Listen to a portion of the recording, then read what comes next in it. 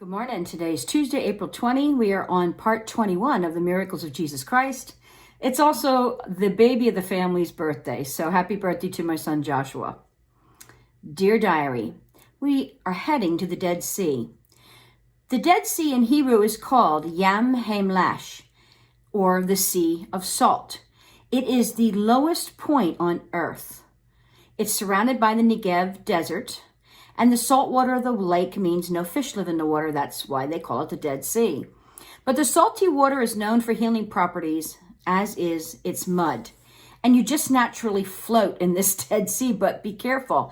It can be hard to actually get back up. And if you fall face first in the water, it can be disconcerting. This body of water is part of a long border between Israel and Jordan. The mountains are easily seen from the Israeli side, and it's about an hour from Jerusalem.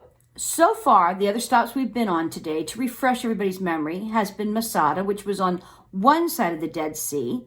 A bit further north is En-Gedi National Park, which is circumventing another part of the sea. The tour map claims that this is a light turquoise color, but I remember this water being very dark and actually kind of gross looking. No fish can live in it, which I said, but it's filled with bacteria and microscopic algae and all kinds of little creatures that I'd rather not know are there. My mother decides not to go in the water, and she sits this one out on the beach in a beach chair. I'm reluctant to do more than stick my feet in the water, but I feel like I got to do that at least. Nallie's the same way. We watch the rest of our group floating in the water, and one of our ladies topples over and has a hard time getting back up. Fortunately, she had brought clothing to change into, so she didn't have to sit on the steps of the bus like Natalie did only a few days ago. Was that only a few days ago? It seems a lifetime since we are in Israel. Some of the people on the beach, definitely interesting. The Europeans have no problem stripping naked in front of entire crowds. Some at least waited until the changing rooms, but then stripped down to their birthday suits to wash off the excess minerals from their dip in the Dead Sea. Our pastor's wife, Sandy's very sweet. She was red with embarrassment because she walked around the corner of the washing area and there was a middle-aged, overweight European man who was down to his birthday suit, rinsing himself off with a hose. I personally think some of these bodies should have never seen the light of day outside of their own private bathrooms. My body didn't. Oh my goodness. This stop is an eye-opener for sure. On a bittersweet note, we did see one person on a special safety water stretcher. Her limbs were twisted, they were atrophied, and they were bent. God bless her heart. The poor girl had several people surrounding her water stretcher.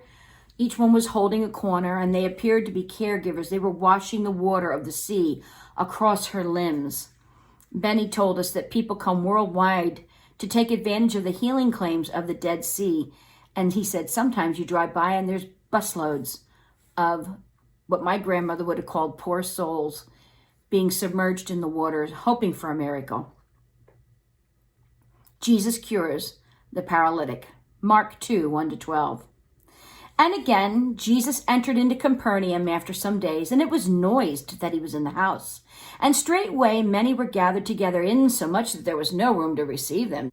And he preached the word unto them. And they came unto him, bringing one sick of the palsy, which was borne by 4.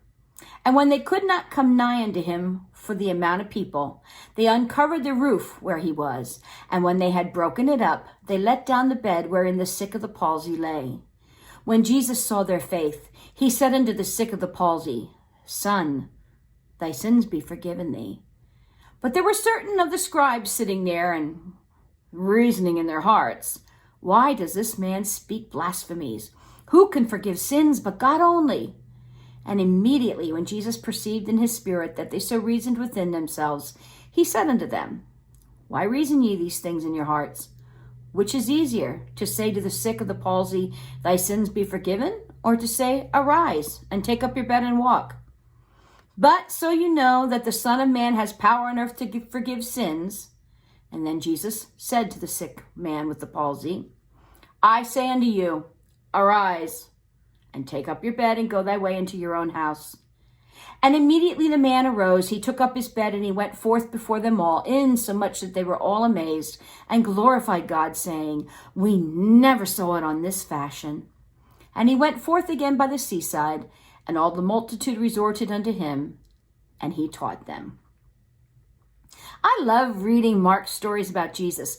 Mark was a younger man than the other disciples, and he always wrote like a younger man. He was full of enthusiasm, and he used a lot of verbs. He was great as dotting his stories with these words: immediately, straightway, insomuch, noised about. His stories are always written with a dramatic leaning. And now that does not mean he's stretching the truth of Jesus' healing, but rather he's showing us the truth of how dramatic those healings were for the people with his wording. Mark also gives us a good backstory. For instance, Jesus has just returned to Capernaum and says it was noised that Jesus was in the house. This gives us the visual that the word went out, gossip at its quickest form, and the people stopped whatever they had been doing and got their butts to that house to see Jesus, the Messiah. So the house is crammed in every corner. Nobody else can get in. 4 guys have their buddy on a stretcher outside, so what are they going to do?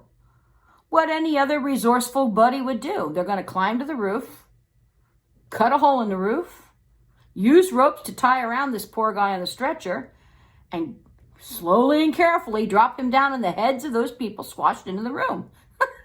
I love this visual. It's such a guy thing. Think about it. A woman will be out there, Lord, Master, come out here. We have somebody. Guys just went and cut a piece of the roof out and dropped the guy down. And they were like, you better scatter. I love this. This is so cool. So Jesus is preaching. We're not sure what, but he's preaching to people. And Mark wants us to understand that while he's preaching, this guy is coming down from the roof like a visual of a Broadway musical. In that time, roofs were usually made of thatch with dirt, some clay tiles laid across beams. So it is not unthinkable. This was fairly easy to do. We're not looking at a 2-story, heavily pitched house here. We're looking at a thatch roof on a small and modest 1-floor home. These guys didn't uncover the roof nicely. They just ripped the thatch off, tossed it on the side, and got their buddy into the teacher in a forceful fashion. And their persistent faith in the teacher paid off. Then, however, instead of this wonderful healing that they were expecting, Jesus would go, arise, which he did eventually, but he didn't do that at first. He said, your sins are forgiven. And in my head, I hear these guys going, what? Say, what? They're like, what? We didn't rip the roof off just to hear that. What? But they didn't have to get that far. First of all, because Jesus knew what the man really needed was his sins forgiven first. It is a case here where it sounds like this man's problems were perhaps brought on by sin, but I'm only guessing. Secondly, Jesus knew he was going to heal him. I believe that with all my heart. But he did it with sins forgiven first. There's a wonderful verse found in Mark 8:36, and it reads like this. What shall it profit a man if he gain the whole world and lose his own soul? So what good does it do to any of us have these amazing bodies, never get sick, we're marathon runners, we don't have an inch of fat on us, if we go to hell because we ignore the great physician for our entire lives? What good do these great earthly bodies do us? Nothing. Because these bodies will eventually go to dust. But the soul goes back to the Lord who gave it to us. Out of all Christ's miracles, none is as great as a miracle of forgiveness. Nothing he can ever heal us for would ever surpass the actual forgiveness, the miracle of it, when he paid the ultimate price and gave his own life that we might live for eternity. And there's something else. Jesus calls himself in this passage the Son of Man. And he does that because that's Christ's messianic title. And it is free from any kind of political interpretation. So in other words, the religious leaders couldn't find a reason for Jesus not to use this title. And it drove them nuts. He was poking them again. The common people, like we would have been, heard him gladly.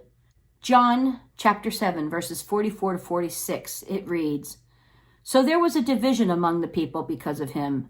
And some of them would have taken Jesus, but no man laid hands on him. Then came the officers to the chief priests and Pharisees, and they said unto him, Why haven't you taken him? And the officers answered, Never a man spake like this man. And we can all say the same. Never a man spake like this man. May the Lord bless you and keep you and make his face to shine on you and give you his great shalom. Bye.